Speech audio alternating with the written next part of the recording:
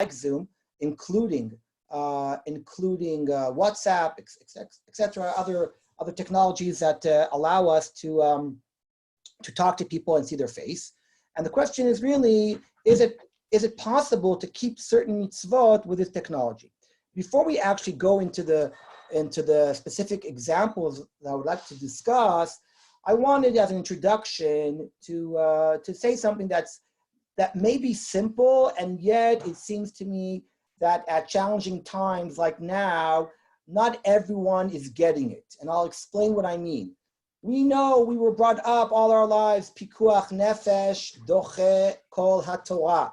We know that Jews live by this idea that our life is precious and that even Shabbat is postponed because of pikuach nefesh. It is true that for 3 averot, we have to give up our lives, but all other mitzvot are pushed aside when we have concerns of pikuach nefesh.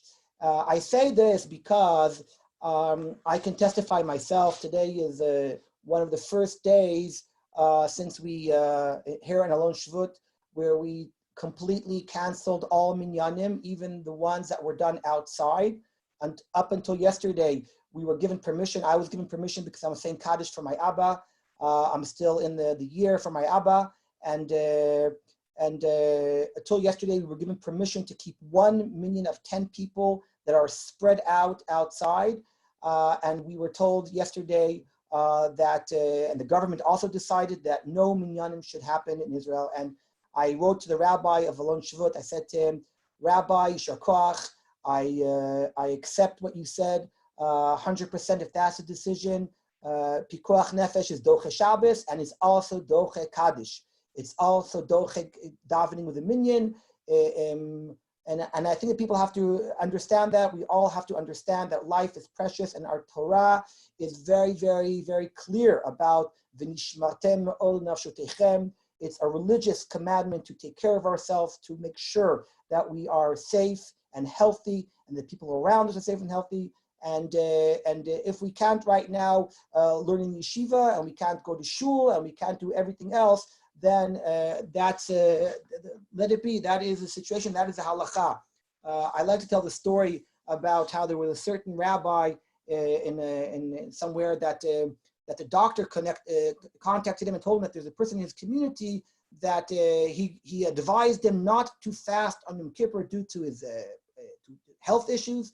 And the man said, I am going to fast. I don't care what you say. And the rabbi, trying to convince this man to not to fast, failed. And at some point, turned to the man and said, fine, you want to fast, you fast. But you should know that you're not getting this year Mafta Yoina. Every year, this guy got Mafta Yoina and Yom Kippur.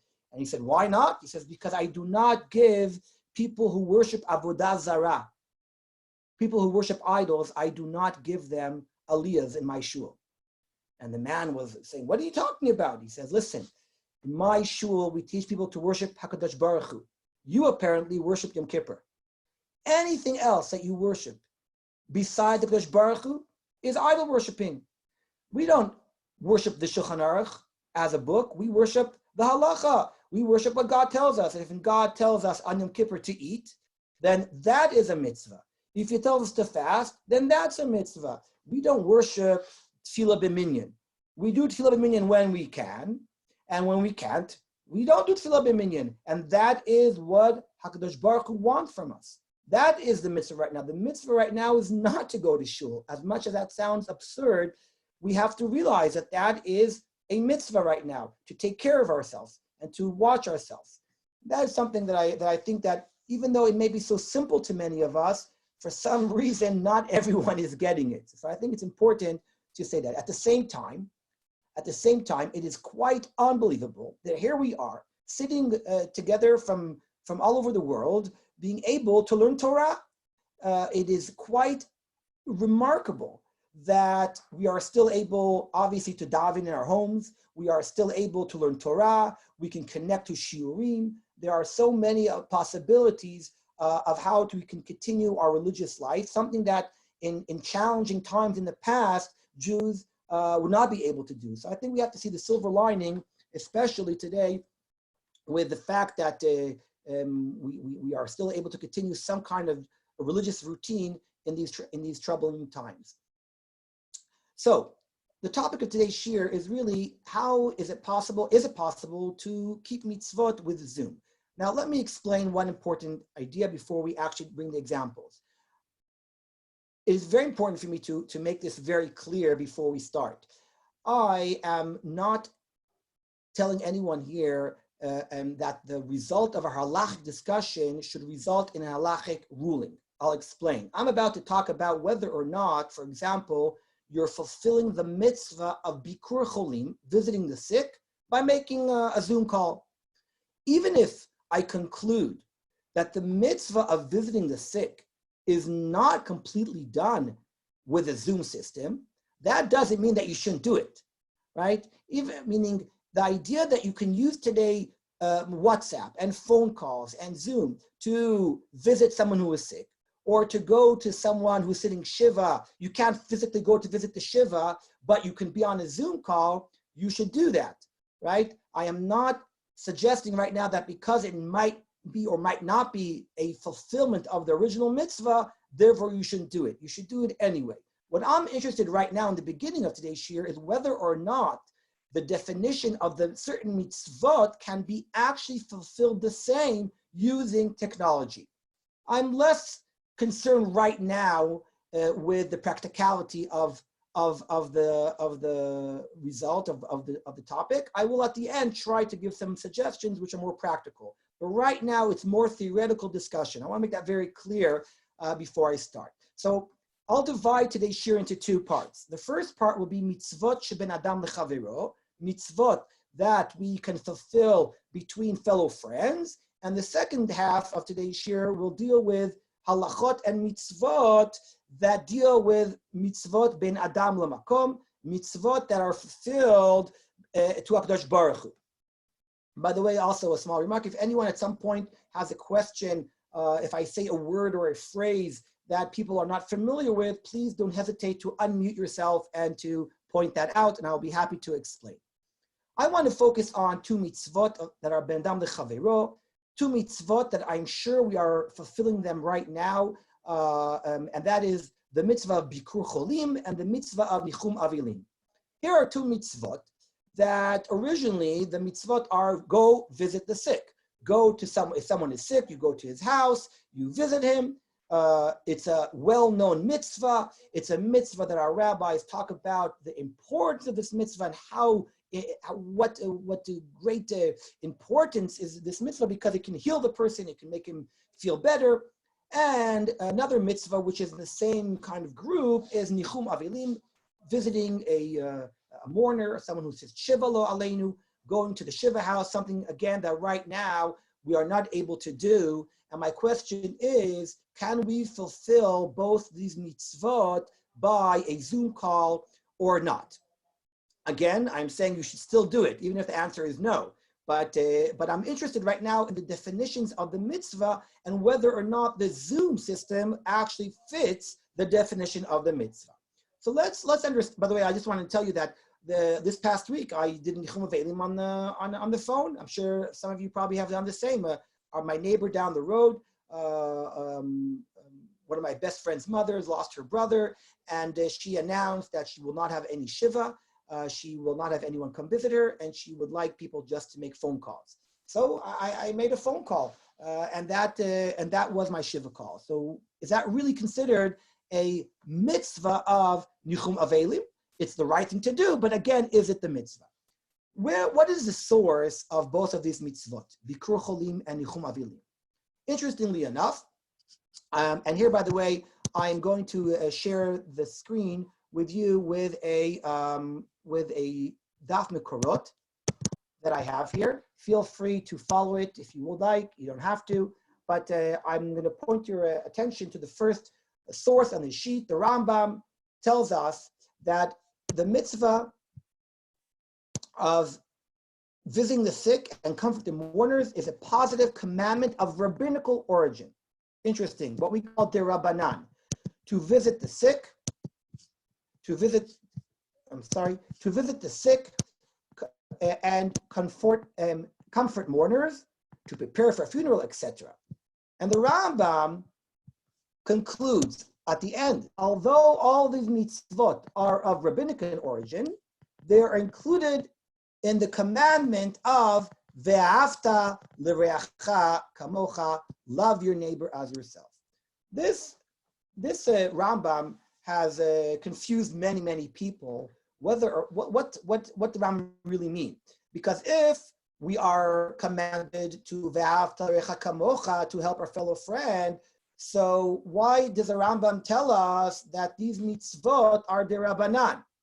Very strange. There's a pasuk in the Torah, you should love your fellow friend. If you go visit the sick, if you go to the mourner's home, surely you're fulfilling this mitzvah as the Rambam himself writes. So why does the Rambam say that it is a rabbinic origin? It could be that what the Rambam is telling us is that the mitzvah midoraita, the biblical mitzvah, is to love your fellow friend. The rabbis gave us suggestions of how we can fulfill that love. Meaning, the rabbi suggested visit the sick, go visit the mourner. That is a rabbinical rule of how to perform these behaviors. What are we fulfilling by doing that? We are fulfilling the biblical idea of ve'afta l'reacha kamocha.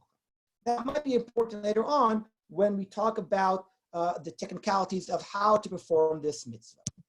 What's interesting, though, and that is this is a very interesting point, an important piece of our discussion, is what exactly are we doing by visiting the sick?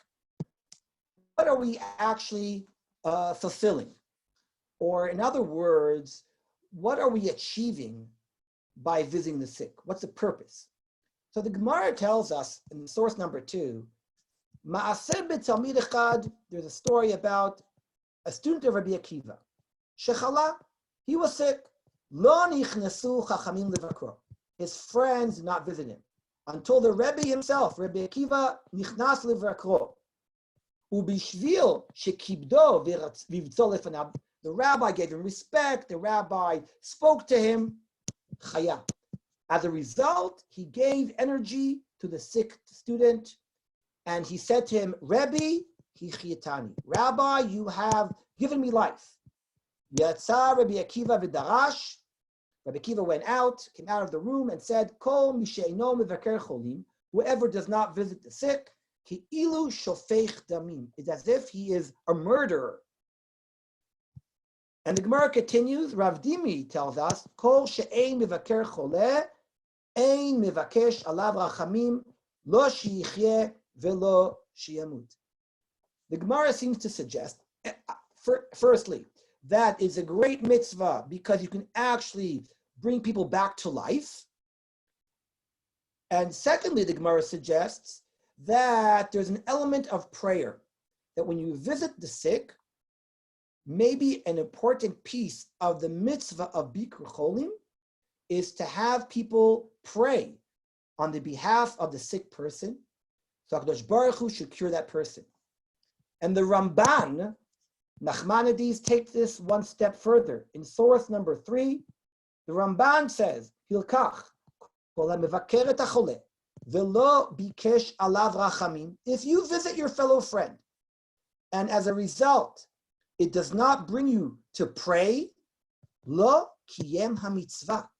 Isn't that incredible? The Ramban's understanding is that the purpose of Bikur Cholim is to pray on the behalf of your fellow friend. And if you do not pray, the mitzvah is not kept, is not fulfilled. Why is this important? We'll soon see that when we look at the different methods of doing Bikur Cholim, these reasons will be a very important factor in our discussion. Obviously, our poskim did not discuss using Zoom or WhatsApp for Bikur Cholim, but they did talk about, over 100 years ago, about the telephone. And there are many rabbis, many poskim, who question whether or not by making a phone call, are you able to fulfill the mitzvah of Bikur Cholim? Now, I went through so many different responses about this question. It is quite amazing how many different rabbis discussed this for the past 100 years. And I would like to sum up 3 opinions that are all different. I think the 3 different opinions will show you the different angles that rabbis took regarding this question. Rav Moshe Feinstein, the great posek of North America, if you look in source number 4, Bi'inyan Bikur Cholim Al Yidei Telephone. Those who can read this in front of them, I hope you can see it, you'll see that classic Rav Moshe Feinstein, any word that he translates into Hebrew, he loves to put in 25 ayins and another 35 alephes, right? Telephone, you see that? That's a telephone in Hebrew. That's how he writes telephone. And Rav Moshe really discusses this question. And what's his answer? His answer is, of course, you should make the phone call. And perhaps he suggests you are fulfilling part of the mitzvah of ve'avta l'recha kamocha. When you call your fellow friend, you show him love and care, so he will obviously feel the love and care, and that is the fulfillment of the mitzvah. However, he says, something is lacking. Something is missing. Now, don't forget, Rav Moshe Feinstein was not talking about our situation. Rather, he was talking about a time where you can visit the sick and you're just trying to do it by a telephone call instead of visiting. Therefore, he says there is something better about actually physically going to visit your fellow friend. Why is that? I'm going with my mouse here. If you can visit someone, you should visit him physically. Now, I'll just remark that there was a discussion hundreds of years ago whether or not you should visit a sick person who has a contagious sickness. Now, what does contagious mean? There's contagious and there's contagious, right? The common cold is also contagious. If someone has the flu, that's also contagious. So I'm not going to go into discussion. By the way, you should know it's a very interesting question. The poskim all argued that if we're talking about a sickness which is a real dangerous sickness, then obviously, like we said in the beginning of today's shir, pikuach nefesh and postpones the mitzvah of bikur cholim as well. No one thinks that you should put your life in danger to visit the sick. On the side, I'll say that what is exactly the heter for a doctor, which is obviously a doctor is allowed to take care of patients that are contagious. Why is that okay? That's a share of itself for another time. But when it comes to the mitzvah of visiting the sick, then it's obvious that there is no obligation or even any heter to visit someone who is contagious and can give someone a sickness which is pikuach nefesh. However, says Rav Moshe, if you can visit, it's better. Why? 3 reasons. Bishvilatam shimatzeh nachat ruach she'ein sheach lo befanav. We read before that Rabbi Akiva, when he entered the room, when his when his students saw how much effort he made to visit him, that he actually put in time and effort to visit the sick, that gives strength to the person that you're visiting. More so, he says, as a result, it's not just about the person who is sick, but it's also about you, the visitor.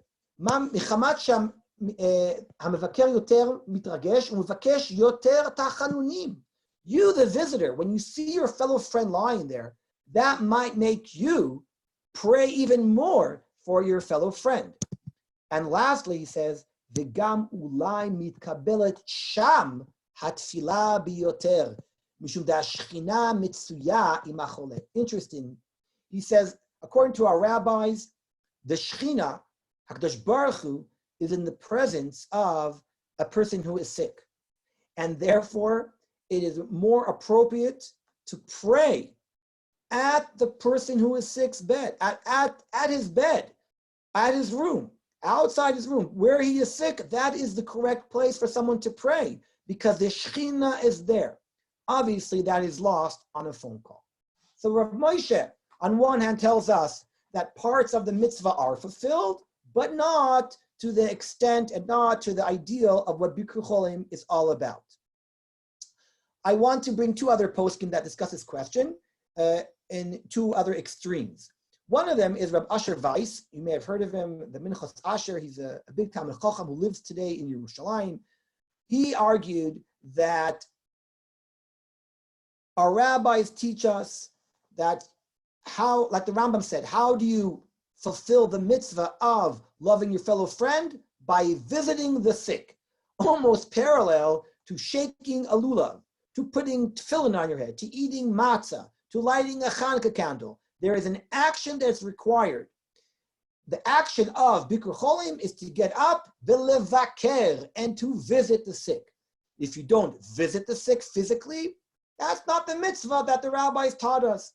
You should make the phone call, and it's very nice. But if you're looking to feel better about yourself, that you're fulfilling a mitzvah on a phone call, he says, you're not. That's a bit of an extreme opinion. And the other extreme opinion I found in a remarkable source of Rav Hutner. Rav Yitzchak Hutner, the great rabbi of the 20th century, who wrote a series of books called the Pachad Yitzchak.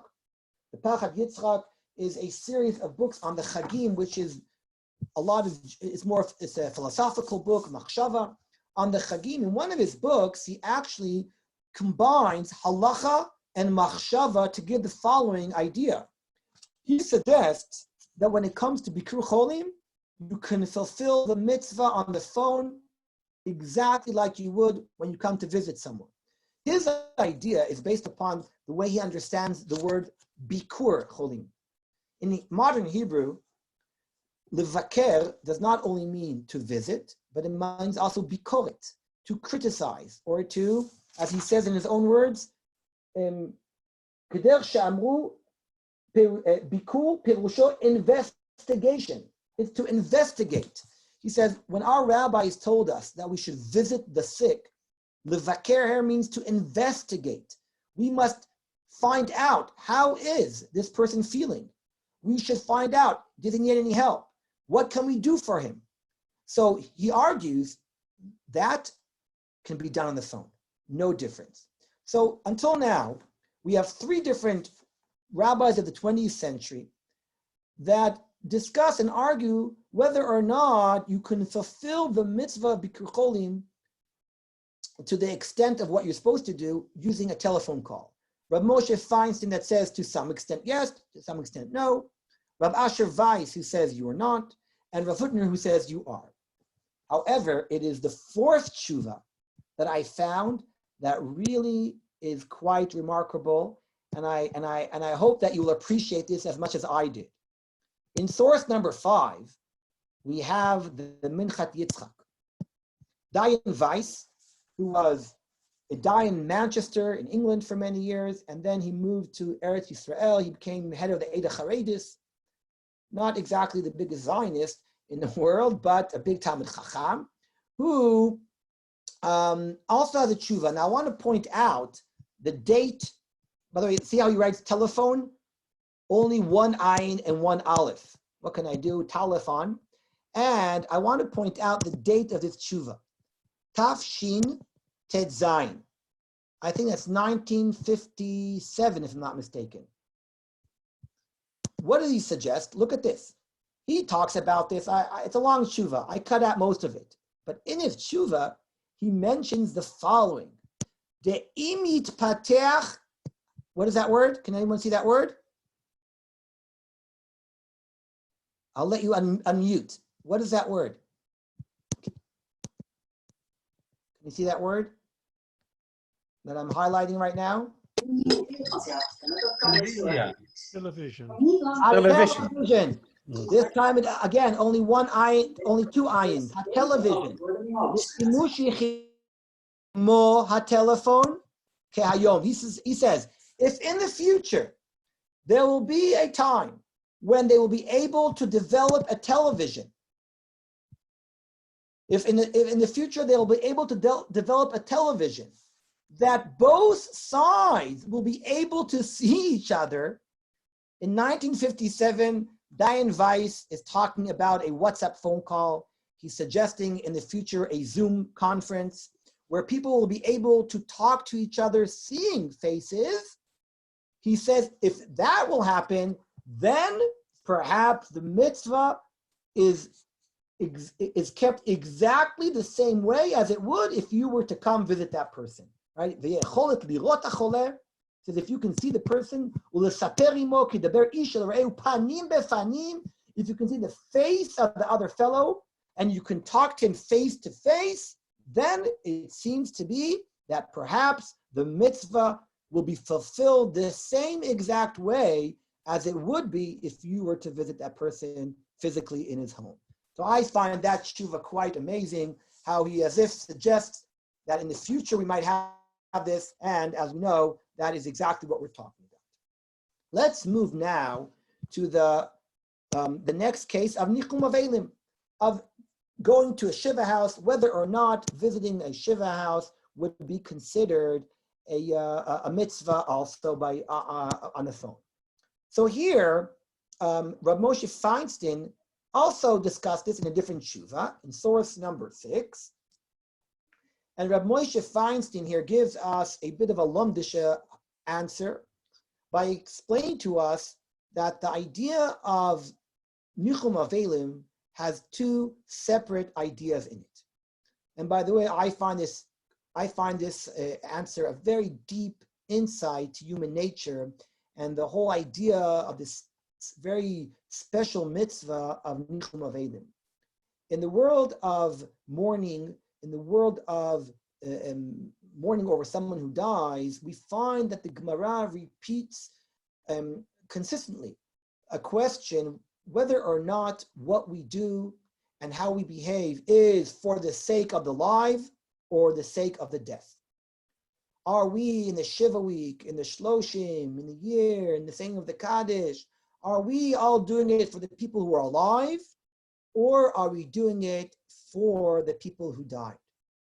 Similarly, Rav Moshe Feinstein suggests here that when we do nichum avelim, when we comfort the mourners, we are fulfilling both of what I just mentioned now. On one hand, we are comforting the mourners who are sitting Shiva. We are giving them strength, encouragement. On the other hand, we are also giving respect to the person who died. Therefore, says Rav Moshe, I believe, and I'll read it with you together. Chada, he says, letovat avelim achayim, right? The first reason why we visit the Shiva is for the people who are the mourners. And shenit, if you go down the page, v'shenit letovat hamet, to respect the dead. And therefore he concludes, mashmali, shemitzad ha'avel achai shayach gam al yidei ha'telefon. If it's about comforting the mourner, then you can do that on the phone. You can succeed doing that on the phone as well. But he says, mitzad tovat hamet lo shayach ela davka k'sheyavo l'sham b'makom. He suggests that if you want to visit if you want to give your respect to the mate, you have to physically come to his house, and there you will give him kavod by arriving in his house. As you know, we try very much to sit shiva in the house of the niftar or the nifteret, and coming there shows our respect to the person who died. That, of course, cannot be fulfilled by a phone call. So again, in today's world, when someone dies, and under the rules of most countries today, we're not allowed to visit a shiva house, we should obviously do it on the phone. We should obviously do it on a WhatsApp call. Probably better to do it on a WhatsApp call where we can see the person's face. But Rav Moshe says that it's not necessarily fulfilling the mitzvah to the extent the way we are supposed to. I find it interesting, going back to Rav Hutner. If you recall, Rav Hutner a few minutes ago, he said we mentioned that according to Rav Hutner, the mitzvah of Bikur Cholim can be done on a phone as just like visiting someone in a physical way. He, however, argues that Nichum Avelim cannot be done on a phone call. He has a very deep idea that he suggests that he mentions some sources that argue that when the Avel leaves the cemetery after he buries his relative, the mourners must surround the Avel. If you recall, there's a well-known minhag of doing a shura, a line, everyone lines up, and the mourners walk in between. And the idea is that we surround the mourner. He says it's almost, in brackets, a party of the mourner. We must, just like we, lahavdil, in a wedding, we surround the chatan v'kala, and we dance around them. In a similar way, there's a halacha of comforting the mourner by surrounding him physically, making this kind of circle around the mourner, giving him that strength of surrounding him. And therefore, suggests with Hutner, obviously that cannot be done on the phone, and therefore the ideal of the mitzvah of Nichum Avelim is, of course, to go physically visit the person. Again, under today's circumstances, of course, if we can't do that, it's not doche pikuach nefesh. We should all stay at home, but we should still try as much as we can to give comfort for those who are sitting shiva in ways like Zoom and WhatsApp. So, if until now we spoke about mitzvot shebein adam lechavero, let's talk a little bit about other mitzvot, whether or not they can be fulfilled by Zoom. And I am aware that we are entering a certain area which there are a lot of different opinions. I am not a posek.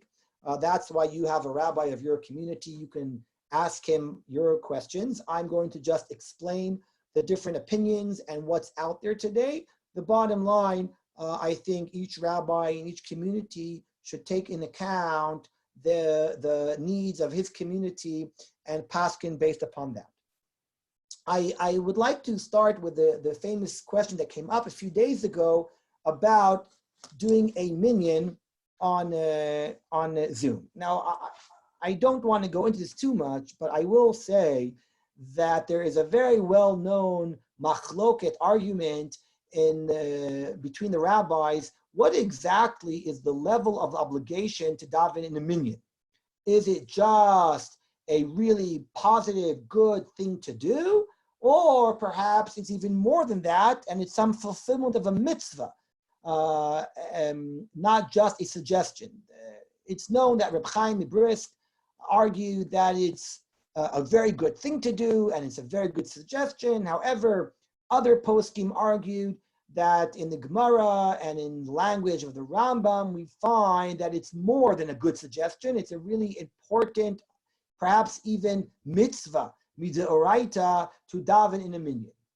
One thing is for sure, that under the circumstances that we find ourselves today, it does not postpone pikuach nefesh, and people should for sure pray at home today rather than endangering their communities by davening in minyan. Unfortunately, we know today that it is the shuls in many communities that made many people sick from corona, which is a very unfortunate thing. And therefore, no question that you should stay as right now at home and daven at home. Davening the minyan is not doche pikuach nefesh. That is simple. I'll say more than that. I can tell you from my experience, and I'm sure that people here that are listening to the shiur today have said Kaddish on their relatives, and I know that saying Kaddish from my own experience, I know that Kaddish is a very, very personal thing, but I think it's very important to make sure that everyone understands that that's not doche pikuach nefesh either. Saying Kaddish for a relative. In the past few days, I mentioned in the beginning, I was allowed given permission by the rabbi here to make a special Kaddish minyan. Only people that were saying Kaddish, and we prayed outside, not in the building, and we kept our distance. Even that was canceled. But I was debating because I spoke to some of my friends and asked them, what they think about this. And my friend said, your father? Are you crazy? What would your father say to you? If you were to ask him that question, he would be the first one to tell you, stay at home. I do not allow you to say Kaddish. So I said, you're right. I know my father would say that, but this Kaddish, it's such a pressure. So I said that today I didn't say Kaddish in honor of my father. I said, today I didn't say Kaddish, and that not saying Kaddish should be the Ilui for my father's neshama. Because if that's the halacha, if that's what the Torah is telling us to do, then the same way saying Kaddish, we believe, is Ilui for the neshama. So if our Torah tells us not to say Kaddish now, surely that should be the Ilui of the neshama. So I just want people to take that into account, that saying Kaddish is not Doche Pikuach Nefesh. However, some people suggested the past few days that maybe we can make a minyan on Zoom and say Kaddish together right now, because here we are, more than 10 people, Baruch Hashem. By the way, I'm very impressed with the participation here. Kol hakavod shkoch. I know you're after a long day of work, so shkoch to everyone for participating in today's shiur. Here we are, more than 10 people. Let's say Kaddish. So let's make something very clear. There is no one, I think, and there's no one that really thinks that you can make a minyan with Zoom. I'll explain what I mean. In order for us to have a minyan, there has to be a very basic rule, which is that everyone is standing in the same area. Even though we can all see each other, we are not standing in the same area. Let me go back a second to the source sheet before, which you'll see that the Shulchan Aruch on source number 8 is very clear. The Shulchan Aruch says, "Tzarich shiyu kol ha'asara b'mekom echad, v'shaliach tzibur imahem." Okay, you have to all be standing in the same place, and the Chazan must be with them. And the Shulchan Aruch even suggests, Seif Yudalit, Mi she'omed acharei beit hakneset. Let's say someone is walking in back of the shul, and there's a window open. U'b'nehem chalon. Afilu gavoa kama komot, even if it's very tall and high. Umarelem panav misham. If you couldn't see a person's face through the window, mitztaref imem. Oh, mitztaref imem lasara. You can be part of the 10 of the minyan. So perhaps that would mean that if you see someone's face, you can be mitztaref. Some people may argue, look, we're all seeing each other's face. Perhaps that would work. And before I continue, I just want to point out that the Aruch HaShulchan, Rav Epstein, of the 20th century, who wrote his very important book called Aruch HaShulchan, source number 10, actually focuses on this idea. Why is it that seeing someone's face is the criteria for being part of a minyan? Visvirale de ri'iyata panim have kichol aguf. He says, if you see someone's face, that's good enough. That's like seeing someone's body. By the way, this was also used by Dayan Weiss when he argued that if you do a television chat in 1956, 57, it's like as if your body is being seen, because the most important piece of your body is your face. Why is that true? He says, "Ve'efshar dekevan dechol be'asara shchinte sharia." He says, because when we have a minyan of 10, the Shechina comes down, the presence of HaKadosh Baruch Hu comes down. The ikar, this is beautiful. Hashra'at hashchina hi ala panim. It is the face of man that HaKadosh Baruch Hu resides on. As it says, ki dichtiv ki karan or panav. When Moshe Rabbeinu comes down from Mount Sinai, it says that his face is glowing because the Shekhinah is on his face. Therefore, it seems that maybe this could be a source. If you can see someone's face, like in the case that the Shulchan Aruch just brought down, that would be good enough. However, says the Aruch HaShulchan himself, Vadai ha'umdim be'ezrat nashim. Let's say someone, a man wants to stand up in the balcony of the woman's balcony, and he wants to be part of the minyan, and there's a window there. He says, even though ro'im elu pneim shel elu, kevan shemichitzot gmuroten have shtei rishuyot. That once you are standing in a different domain, then you cannot be part of a minyan. When can you be part of a minyan? Let's say there's a window in between us. That would work, because the window as if connects us. But if I'm in a different balcony, in a different room, and I'm a different domain, then I'm not mitzvah for minyan. I have to tell you the truth that this week, we even yesterday, that we tried to do a minyan where I live, from people across the street, from balcony to balcony. And the truth is, it's very nice, it's very beautiful, it's very emotional, but halachically, it's very hard to, if not impossible, to argue that if you stand on different balconies, that you are considered a minyan. So if from balcony to balcony you're not a minyan, kal vachomer, it's simple that you are not considered a minyan on Zoom. However, it may be possible to use Zoom for other mitzvot ben adam lamakom, to do with prayer, and I'll explain in a second what I mean. It could be that if I have a minyan going on in a shul, and someone is taking a Zoom of the minyan that already exists in one place, and that, by the way, was the more popular suggestion that came up the past week by certain rabbis.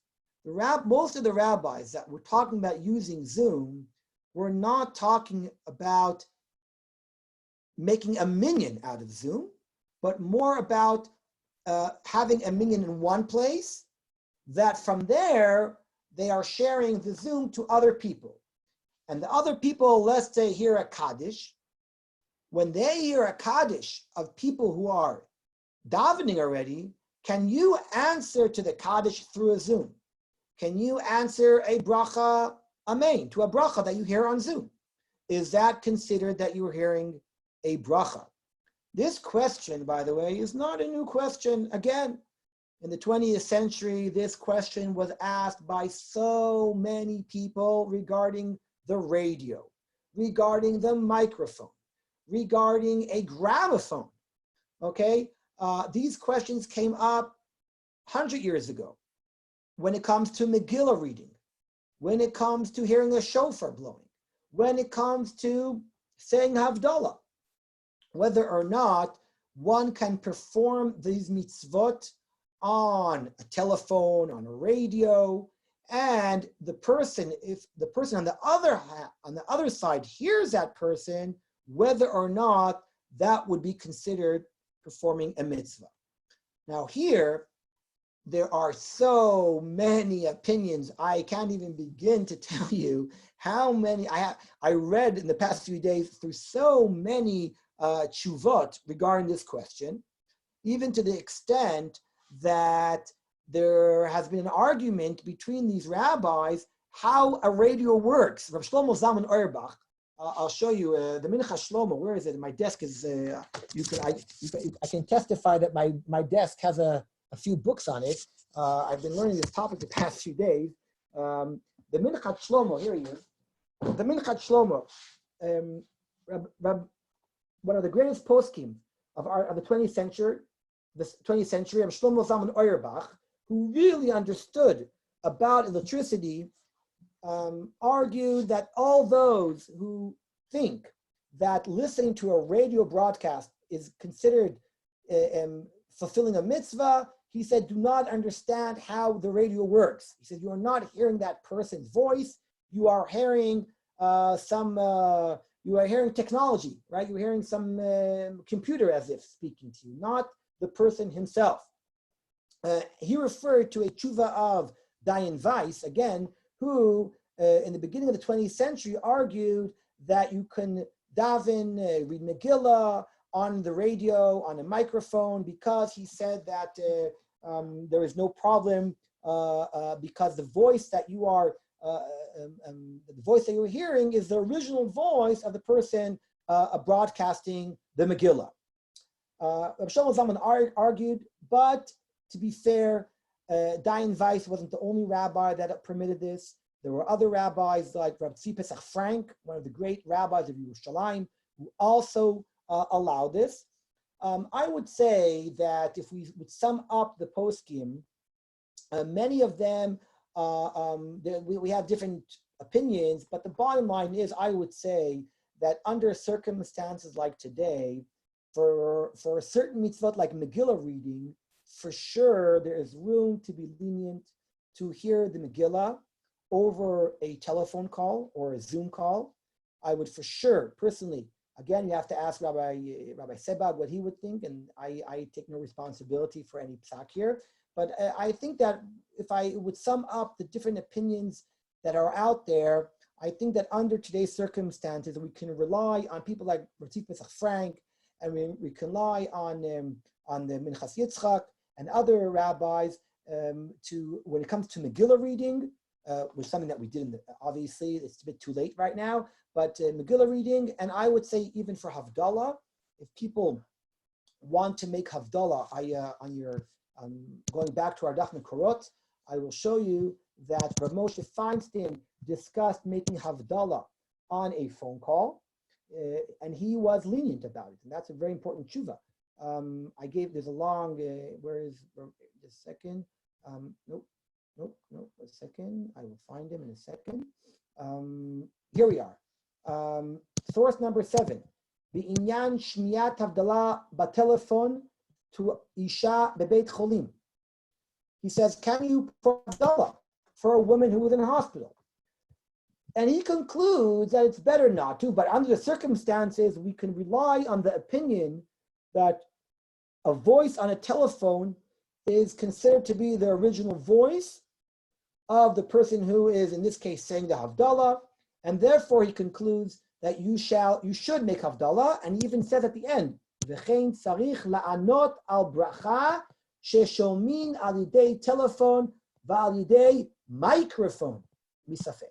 He concludes that you should make Havdalah on the phone, and you should also answer Amen. And I think that that's a very practical halakha come this Motzei Shabbat for people who are not going to be hearing Havdalah. By the way, I know someone who does this for years. Every Motzei Shabbat, he says Havdalah for his mother on the phone. For years and years, his mother lives far away, and she finds it hard to make Havdalah. And I know a rabbi that uses this heter to make Havdalah every Motzei Shabbat. Maybe some of you are familiar with this. That's what you do. But for sure, there's, under these circumstances, for sure, even more reason to use this heter to make Havdalah. To sum up what we just learned right now, when it comes to performing brachot and tefillot over the internet, over a Zoom, there's room to argue that a person can participate in answering Baruch Hu and answering Kaddish, just the same way rabbis 50, 60, 70 years ago permitted people to do the same on telephones. Like I said, it's a big machloket, but there is room to be lenient under these circumstances. However, to make a minyan of 10 people on Zoom, I think that is, a little bit too far-fetched. And I don't really find any source that would recognize a minyan on Zoom as a real minyan. Rav Melamed, a great rabbi in Israel, did say that if there's a minyan going on and you are zooming in and answering Kaddish, it's like you're davening in a minyan. It's like you're saying Kaddish in a minyan, and I hear that but focus on the word like, right? It's like, it's not exactly. I think though that under circumstances, the more that we can get together on Zoom as communities, the more we can share, the more shiurim, the more religious activities that we can do, like Kabbalat Shabbat, like Havdalah, like shiurim, the more activities that we can do on Zoom, I think gives people a lot of strength and a lot of kochot. I know that I spoke with Doron before last week. We spoke about the discussion about using Leil Seder. Thankfully, I'm not your rabbi of your community, that I don't have to discuss that right now and tell you what to do. I have my opinion, by the way, about this, and it's a bit more complex, and I don't want to share it right now because I think it's more of a personal opinion that depends upon circumstances. I will add one important factor, which again, it's not a psak halacha, and I don't want anyone to rely on what I'm saying right now, but I do want to mention that mental health is a factor that we should take very seriously. When people are now lonely, without their families, especially around Chagim, especially when it comes to Pesach, we should not minimize the effect of mental health, of anxiety, of a certain amount of depression that people might have as a result of being by themselves. And that itself, in certain circumstances, should justify doing certain things that we would not normally do. I am not going to say more than that, but I do think that people should understand that pikuach nefesh, I think we're understanding it very well today. Pikuach nefesh is not just breaking Shabbat when someone's bleeding to death in front of us. We understand that the human nature is such that the effect of depression, etc., can really affect people's lives in a dangerous way. And community leaders and rabbis should for sure take that into account when questions about Zooming on Yom Tov come up. I just want to throw that out there. I am not giving any rule or any psak, but I do think that should be a serious factor in our decisions regarding that question, which, like I said, I am not going to do more than that. That's it. That's the shir for today. I hope I gave you some food for thought, and I hope that Bezrat Hashem, we will go back to a day where these questions will be more theoretical, but our Torah, Torat Chaim, has a response to almost every type of question and challenge that comes up. And let's hope that in better days we can give shiurim on more practical questions that are more in happier occasions. Shalom, everyone. Thank you for participating. Have a Chag Sameach. Lihitrot.